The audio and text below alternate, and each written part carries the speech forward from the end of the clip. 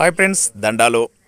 మన డెంకని కొడతాలోక దేవస్థానం కొత్తనూరు మాతో పాటు చదువుకుండే మా బాల్య మిత్రుడు మీకు ఇప్పుడు ముఖాముఖితో పరిచయం చేస్తాం.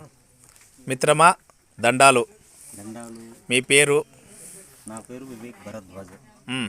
మీ బాల్యము? మా బాల్యము దాదాపు 24 సంవత్సరాలకు ముందు దేవస్థానం కొత్తనూరు అనేటువంటి గ్రామంలో జన్మించి అక్కడే 10వ తరగతి వరకు ఉన్నత పాఠశాలలో చదివి చాలా చక్కగా బాల్యమంతా చాలా ఆహ్లాదకరంగా మంచి మంచి స్నేహితులతో చాలా ఉల్లాసంగా గడిచిపోయింది.